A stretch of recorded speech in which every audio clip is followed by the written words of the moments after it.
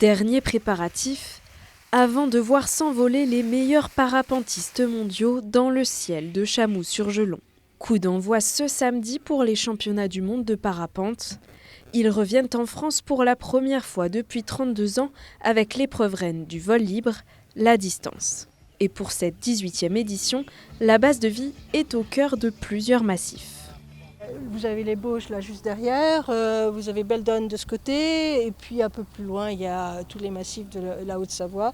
Il y a les massifs de l'Isère avec Saint-Hilaire qui ne sont pas très loin non plus maintenant, avec des parapentes, tout ça c'est vraiment très très proche. Donc on a une multitude d'atterrissages possibles, une multitude surtout de décollages possibles et une grande variété de manches à pouvoir organiser. Donc ça permet un événement très sportif. Pour organiser l'événement, près de 100 bénévoles ont été recrutés.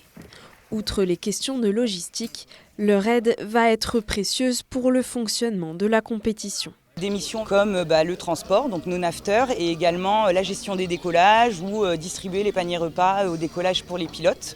Et on a une grosse partie aussi animation pour faire vivre la base de vie avec des journées, on est ouvert au public tous les jours, mais des journées de billetterie où il y a des concerts, des soirées festives et donc beaucoup de bénévoles qui interviennent pour animer tout ça. Initialement prévus il y a 2 ans, ces championnats du monde en Savoie avaient dû être reportés en raison du Covid. Sur les 15 jours de compétition, jusqu'à 5000 personnes sont attendues. On a eu justement les pré-mondiaux l'année dernière pour nous préparer au mieux à cet événement. Le premier objectif de cet événement, bien sûr, c'est d'organiser une compétition sportive de haut niveau pour les pilotes. Mais après, l'autre objectif, c'est de dynamiser justement la pratique du parapente sur le territoire, mais aussi au niveau national. Reste à savoir si la météo, capricieuse ces derniers temps, sera de la partie.